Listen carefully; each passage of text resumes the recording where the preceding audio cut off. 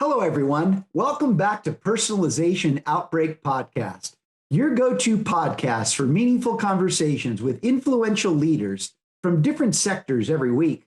Now, our guest this week comes from the healthcare sector. DeAnna Minus-Vincent currently serves as the Executive Vice President, Chief Social Justice and Accountability Officer at RWJ Barnabas Health. Now, in this role, DeAnna works across the system with internal and external stakeholders to co-design strategies that improve health outcomes, promote health equity, and eliminate health disparities. Now, as you'll see in our discussion, DeAnna is on the front line of solving for social disparities to bring equality to healthcare. She's breaking down standardized barriers with proven data and real examples to show how much social injustice, especially racism, has impacted healthcare in the United States. Now, during our conversation, we'll talk about the importance of expanding the definition of health and how we see and treat patients as partners and co-designers of their own treatment. We'll also discuss the importance of diversity and inclusion in the healthcare system to build healthier communities.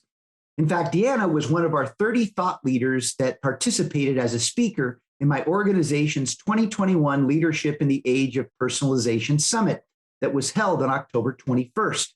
Where we ask leaders to explore the ways that we can unleash individuality by interrupting our assumptions about who belongs where, doing what, and how. Now, if you'd like to watch the 2021 Summit on demand, you can register free at 2021summit.ageofpersonalization.com. So before we get started, please make sure to hit the like button below, share it with your colleagues, and subscribe to our YouTube channel and social media at Glenn Yope so that you can be in touch with our most recent content about leadership in the age of personalization. Let's get started.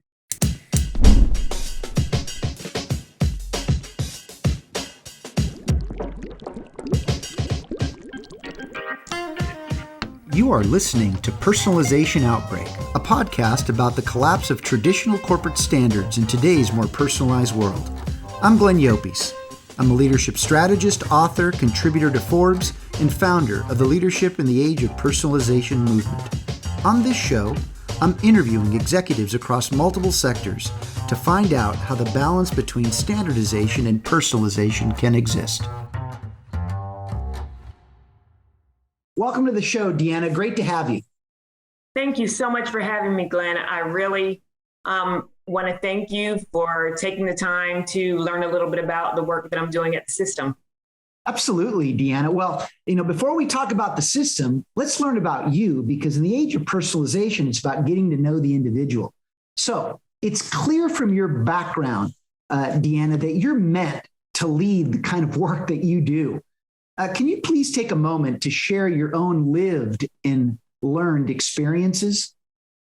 Certainly. So I am from Trenton, New Jersey. And for those of you who don't know, I like to tell everyone that Trenton is the city that started the nation. And that may be a slight exaggeration, but it is, if any of us remember history, it's where George Washington fought the Battle of Trenton. And it is one of 4 state capitals where the governor doesn't lay his head.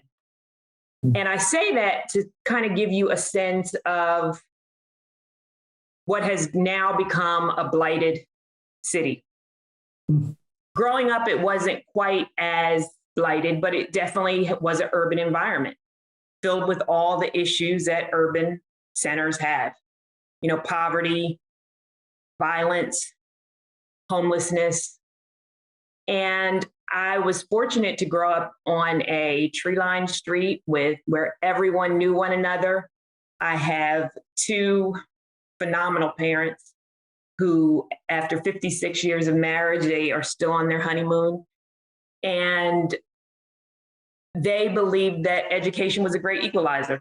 So my mother was a teacher and my dad was a mechanic before he retired. And they sacrificed a lot so my sister and I could go to school in Princeton. And the juxtaposition between Princeton and Trenton, just to give you some sense, I mean, everybody knows Princeton, if only for Princeton University. But when you think about zip code and people's health outcomes, my street in Trenton, I'm expected to live to the age of 63. And Princeton, you're expected to live to the age of 89. So that tells you about the difference in environment.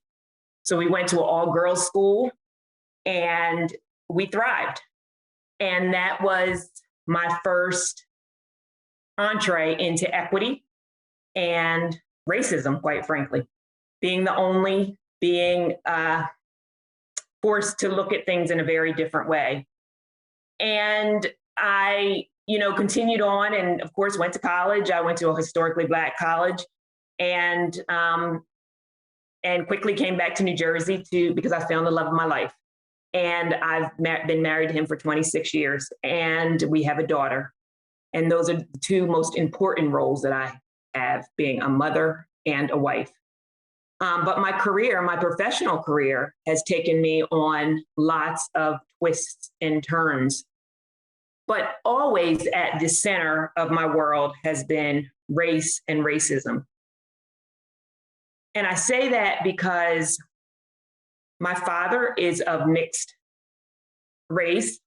My mother fought actively in the civil rights movement, and it's always been a topic of our dinner table. And even in my own experience, I remember my husband and I, we had been married for probably less than a year, and I'm an asthmatic. And I remember going into a local hospital in the middle of the night in jeans. I mean, it was the middle of the night. We weren't dressed for work. We didn't look like professionals. And the first thing the emergency room nurse saying to me was, "So, hun, do you have any clean veins?" And I remember thinking to myself, all my veins are clean. And at the time I worked in maternal child health, and I could navigate and go and speak to the CEO, but I shouldn't have had to. And I think this continued. And that was really my first insight into the inequity in healthcare.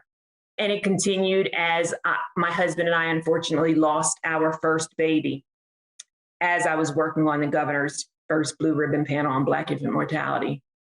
And so between my lived experience from childhood on up through working across various sectors, housing, maternal child health planning, education, and just social service programs and health, it really has led me to this point that I'm at now, to really add a different perspective, looking at policy, looking at programs, looking at health and the social sector and how they're braided together. So I like to tell people, I don't have to work every day. I get to passion every day, because truly this is where my heart is and where I think I can make a difference.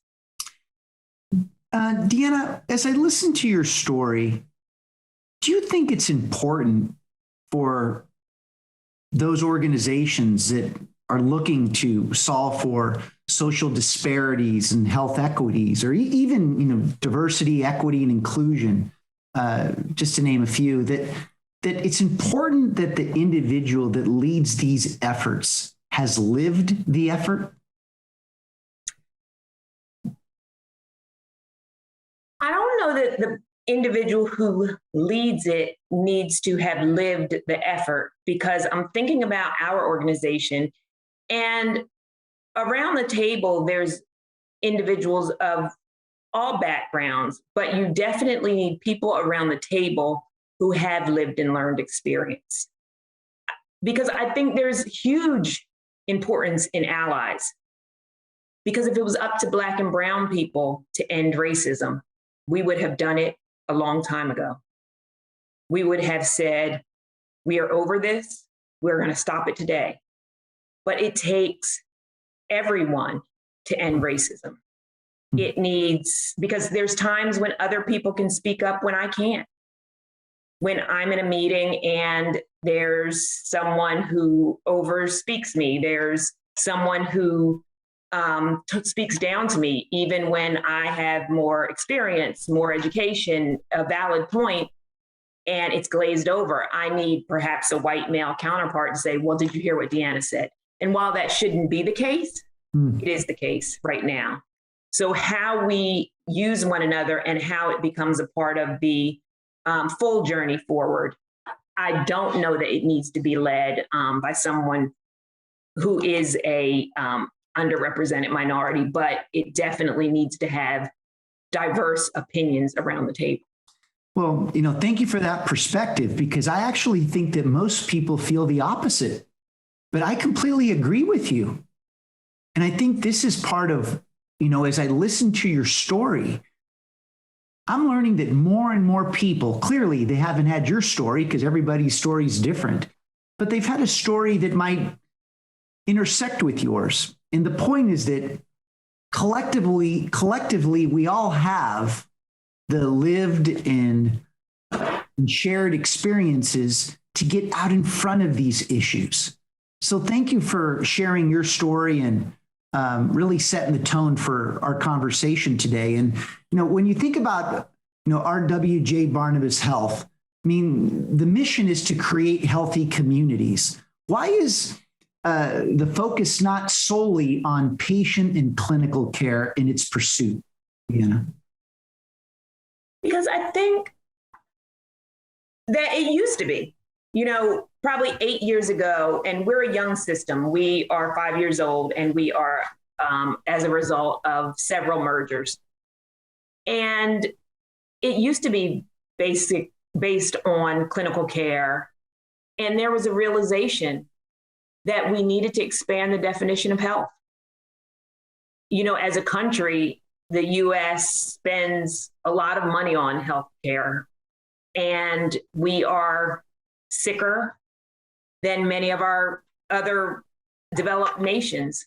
So we need to expand the definition to think about social and behavioral factors and environmental factors, or what is now known as social determinants of health. When we understand that 80% of all health outcomes are due to social factors, hunger, housing insecurity, racism,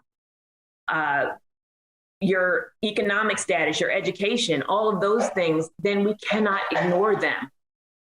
So 5 years ago, we really took a look at instituting more social programs into our care. And then 2 years ago, we took a deeper dive to really integrate social factors into the clinical setting, with the intent that at some point in the near future, every patient that comes through our doors will be screened for social factors, because we understand that we can no longer give a diabetic a medication that says take with food if in fact we don't understand, can you afford food?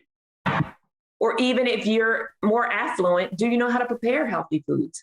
Are you running from dance school to soccer to piano and only grabbing fast food? Which is, again, a part of my story. I was 120 pounds heavier 15 years ago, and I have resources. But just because of life circumstances, I was not eating what I needed to eat. The correlation between stress and diet and lack of sleep, it was beyond me. And therefore, I gained weight, and I needed to get it off. So I think really putting all of those things together, because if we don't, and we don't ask people the right questions, they will wind up back in the emergency department. So expanding the definition of health is really what we chose to do. Well, it's clear from your answer that the argument could be made that racism can be described as a public health crisis. Would you agree with that? It is definitely a public health crisis. And in November of 2020, RWJBH declared itself an anti-racist organization, because we recognize that racism plays such an important role in health outcomes as well. We know that the continual systemic racism adds to an individual's stress. We know that constant fight or flight, so allostatic load, leads to women losing their babies. We know that historic racism has led to depressed neighborhoods, which has then led to food deserts, which has then led to food insecurity and things like diabetes, heart disease, depression. So all of these things can, and there's diagrams that directly lead us to health disparities. And then when you look even at the flip side of it, you can look at unintentional errors or safety errors in healthcare. And we know that the majority happen to people who are Black and brown. So as we seek to move forward in healthcare, unless we fix racism, we will not be healthier as a country. So are you implying that unless we solve for racism, we can't create healthy communities? That is exactly what I'm implying. We can't. I think there's such a gap and such inequity in how people are treated, mistrust on both sides. And there's study after study after study that shows where racism has affected health outcomes. We know that when there is race concordance and language concordance between patient and clinicians, people have better outcomes. But we also know that the number of Black clinicians in this country is 5%, even though we make up 15% of the population. We know that health outcomes are improved when people receive care in their own language, but we know that translation and interpretation doesn't happen. When we talk about individuality, if English was not my first language and I leave the hospital, there's currently not systems in place where immediately I can receive my discharge papers in my preferred language. I mean, there's definitely translated materials that I can receive, but not those that are specific to DeAnna Minus-Vincent. We do our best to get them translated in a day or a day and a half or 2 days. But if I have to clean my wound or take medications, a day and a half might be too long.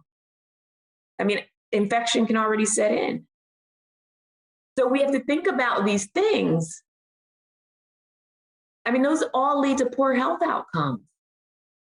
And it's been 25 years since I worked in maternal child health, and we were trying to solve for this then, not pulling in a frontline worker or not translating a woman's OBGYN issues through her 12-year-old son, because the mother doesn't want to talk to her 12-year-old son and use him, and the son does not want to talk about his mother's reproductive issues with the doctor. I can almost guarantee that. But we still do it. Even though there are machines that can do it, it's not as streamlined as it could be. So we've moved to handhelds, making sure that we could do it in everyone's pocket. Everyone has a cell phone in this country. Most people have a smartphone. So making sure it's easier, streamlining those types of processes, making sure that someone's language preferences are right up front on their electronic health record in case we need to make snap decisions about their care. Because we would never want, if I were on the operating table, for my doctor to come out and have to speak to my husband, who only speaks German, to come out and speak in English when he only has a split second to make a decision about my life. DeAnna, as I listen to you, and you've made this so clear, this is why these types of conversations are so important. But what I'm taking away is that we've been pushing personalized care, patient centricity for years. And it appears that maybe we're only that way with certain populations, not all. Yeah, because I think not everyone thinks about things that aren't right in front of them. Yep. It has to happen to you. It has to be a part of your reality. You have to have gone with your grandmother, or you have to have been a victim of maltreatment, or you have to know someone. I think as we have started this process, it's just been really enlightening as we've gone down, and our effort is ending racism together. And we started with courageous conversations, just because for some people, talking about race has just been really hard. It's, you say, well, what does so-and-so look like? Well, he's tall, he has glasses. Like, they would never say he's Black. So just getting people to say Black and having these conversations has been really eye-opening. And that's been a part of the journey and a part of the process. And really understanding what racism looks like in our system, in our communities, talking to the CEOs of our hospitals, to our dietary, our security, and all levels to understand. And the most eye-opening was really when white colleagues said, I didn't know that it was that bad, or I didn't know what Black and brown people experience. And I think one of my responses was, and I really wasn't trying to be flip, my biggest aha moment was that you didn't know. Yeah. So you may not have known that when I go to the grocery store, if I'm in jeans, I get treated badly by the clerk. Like, they treat me like just terrible. Because they don't know my title, they don't know my education, they don't know what kind of car I drive, and it doesn't matter. But you do know that I make less than my peers. Either you don't know or you don't care. So I think they may have thought that maybe once every 10 years I get called the N-word. But they didn't know the daily stress that it causes. And I think that was eye-opening.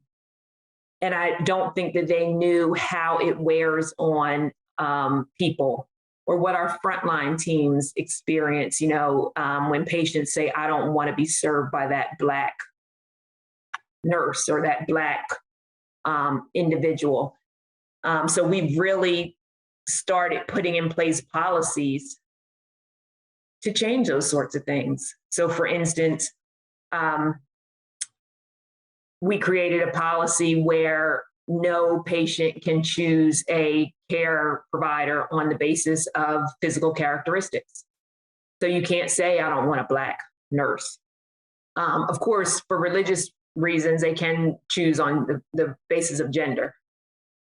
But if in fact someone says, I need you to speak English, or I don't want you because you're a certain color, we explain our policy, and if they still feel that way, if they're able to be transported, they can go to another facility. But racism does not have a place in our system.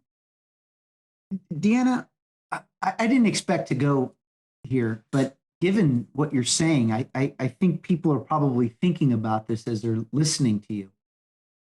How can we create healthy communities without embracing human dignity? Because I almost feel that we just keep suppressing individuals at a rate that's making us even more unhealthy than we already were. Where in this equation is we need to solve for human dignity? I think we have to figure out the barriers we're up against.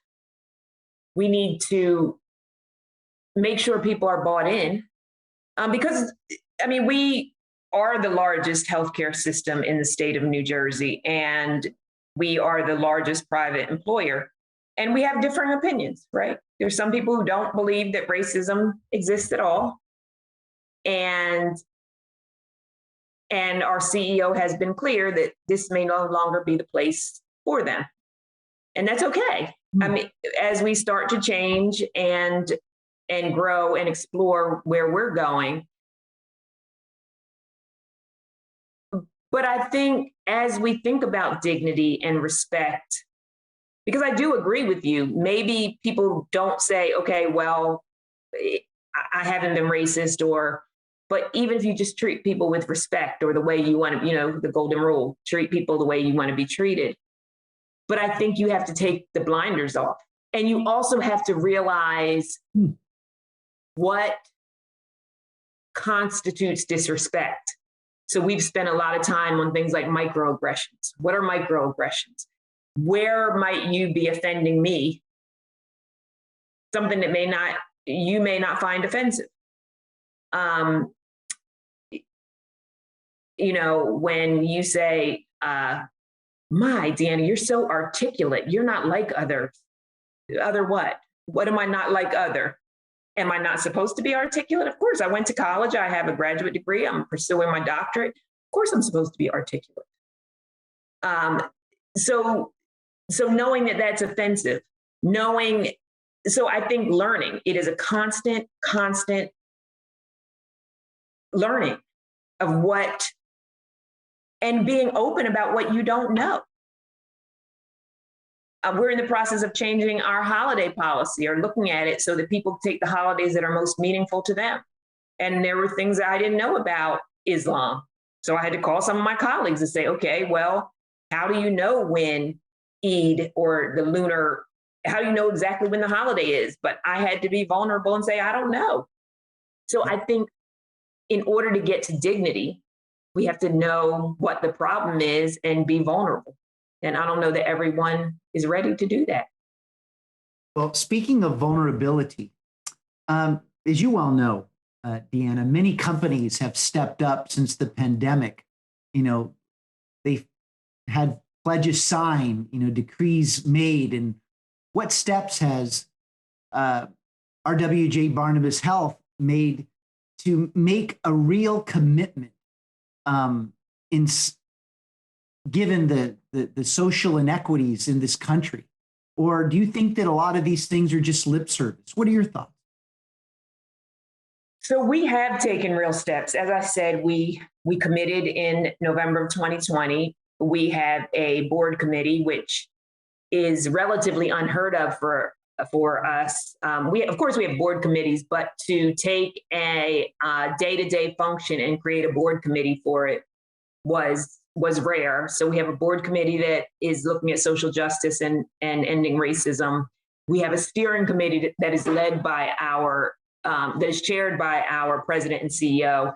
And I have the good fortune to lead this effort for the system. And we have defined 4 goals. The first is around our patients and our clinical care, that patients have the right to receive anti-racist care. The second is around our workforce, to really look at everything from the time someone is recruited until the time they leave. The third is around our community. And the fourth is around our operations, all of those departments that bolster the 3 others. And we have individuals who lead each of these goals for us, and we've created priority initiatives. So around our clinical care, it's very much the things you would think of, disparities, so cancer, diabetes, areas that we need to stretch. And we know that there are disparities between people of color and individuals in the majority. Also making sure that we're recruiting clinicians of color for all the reasons I spoke of. Also making that link between safety and ending racism, because we've been on a journey towards HRO, so being a high reliability organization to prevent safety issues. And how do we make sure that they are in tandem? So speaking up for safety, closing the power dynamic. So for instance, in an operating room, can a medical assistant tell a surgeon, maybe you forgot to do something? So making sure that everyone speaks up for safety. And the same is true for racism. We have to close that power dynamic. As far as the employees, we've taken a great deep dive. Anyone who knows me knows I'm data driven. I am a data geek. So we've done discovery on all of these things, and we've done a dive in our employee disciplinary actions. And what we found was 20% of our population is Black, but 40% of our disciplinary actions have been Black. And people get put on a list where they can't be hired in the system ever again, not just one of our hospitals, all of our hospitals, for infractions such as being late 3 times. And that prevents someone from their livelihood. And so really looking at those sorts of things and buying from small minority women-owned businesses, and how do we really build accountability around that so that we can build local communities and make sure they're sustainable and that they thrive, especially after COVID and so many stores are shuttered. And then looking at how we market. Do our ads look like the people in the community? Are they just biracial people as opposed to people with darker skin? Are the languages those languages that we speak? So we've been doing a lot of work, and not just programming, but policy change, and not just policies that are racial policies, every policy. We will audit every policy, because that's how you change systemic racism.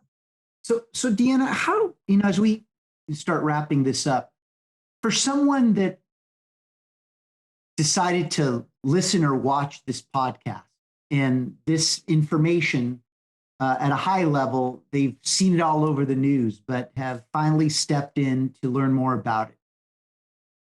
In other words, for someone who's just on the journey of learning more about these issues, how can you simplify this for them? What role can they play? I think learn every day.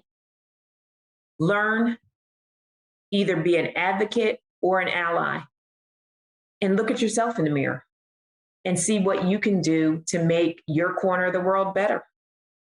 And if you work for an organization and you recognize that perhaps there's room for you to get better, then see how you can employ some tactics in your organization. I mean, I am a huge believer, and the reason why I started doing this work was because, as I said, my mother was fought in the civil rights movement, and she was distraught that her grandchildren were fighting the same fight. And I made a promise after George Floyd and COVID had so many policies that were inequitable. I said I would fight the small fights with the same vigor so that we wouldn't see Trayvon Martin, and then, we would get lackadaisical, and we would see all these fights and then get lackadaisical. But if in fact, one day when my daughter has a family and I have grandchildren, that they can fight different fights, because I will not leave them to fight these same fights. So anything in my power. So I just implore people to look at themselves and try to make change. Find out what microaggressions are. If you see one, change it, and just continue to learn. DeAnna, this work that you're doing is so admirable, but it's also exhausting. How do we pace ourselves? Because in our journey to create speed around this, we need to create a pace so that we can respect the progress that's being made. How do you pace yourself? What would you advise one of your peers that's starting to get tired? That's a really hard question for me to answer, Glenn, because I don't know how to do that. But definitely we celebrate the small wins. We do that. And I think recognizing and being patient that change takes time and it takes work. It does take longer than I would like, but my peers slow me down. But you need to make change that is sustainable. You need to make sure the policy is right. So as we're changing policies, you don't want to rush it so that it is not right, and you're not making the change that will last and the change that will help the most people in the end. So it may take months and months of review and rewrite, months, back and forth, but that is the process. We have been in this place and space for over 400 years. We're not going to change it in 4 minutes or 4 days or 4 hours or 4 months. So it's not a quick process. And I think even in speaking to our teams who said, well, what have you done? What's been done? And I try to temper expectations by saying, it's not going to change overnight. You may see some wins, and we try to create some wins, but it's not going to change overnight. DeAnna, I think you answered the question perfectly. And your answer was, when you start the journey, solve it the right way. Even if it takes longer than you had anticipated, because you get exhausted when you realize that, well, you may have taken a few shortcuts that takes you 5 steps back.